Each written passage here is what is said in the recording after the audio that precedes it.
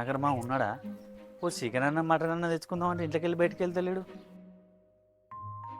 ఊరిని మావా ఏంది అది గట్ల తినబడుతుంది జిట్టి గుమ్మం లెక్క? ఇక నీకు తెలుసు కాగలడు. గణపతి నవరాత్రి స్టార్ట్ అయ్యి 9 రోజులే.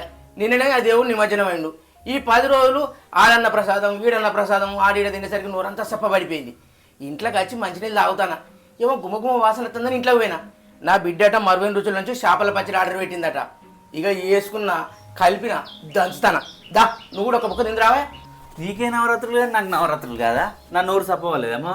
అదే చికెను మటను తెచ్చుకుందామా నీ దగ్గరికి వస్తానా, వచ్చే వరకు నువ్వు ఆల్రెడీ దంచనే పడుతుంది. అన్నంలో కలుపుకొని తినవా ఎంత ముద్దుకున్నదో.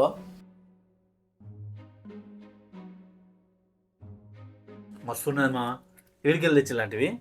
అరే ఇది మన 40 రుచులే. చేపల పచ్చి అన్నది, మటన్ పచ్చి అన్నది, చికెన్ పచ్చి అన్నది, రొయ్యల పచ్చి అన్నది, ఇంకా వెజ్ పచ్చళ్ళు కూడా ఉన్నాయి, స్నాక్స్ ఉన్నాయి, స్వీట్స్ ఉన్నాయి. నీకు ఏది కావాలంటే అది ఉన్నదే. సర్వం జగన్నాథం అరే ఒకటి ఉన్నది. అబ్బా నాకు ఓ 2 పచ్చళ్ళు కావాలి మా, కొనుకొచ్చుకుందాంపా.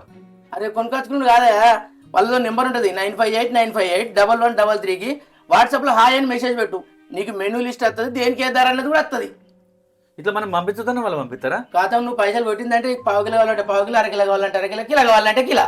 అరే ఇదేదో మంచిగా ఉన్నదే, అడి పోకుండా వాళ్ళు పంపిస్తాలంటే. సూపరు. నాకు ఒక మటన్ ఉంది, ఒక చికెన్ కావాలనే. ఓకే పెట్టుకో, ఆర్డర్ పెట్టుకో. సరే మా నేను పోయి ఆర్డర్ పెట్టుకుంటా మరి. అరే అరే అరే ఇప్పుడు నోటి కడుపుకి ఎత్తుకపోతున్నావు కదనే. 40 రుచులు అంటే సంబరంగా మంచిగా తిందాం అనుకున్నా, కథం పట్టుకొని పోవడుతుంది. ఇక ఊకేనా నచ్చి కదనే నా ఇంటికి.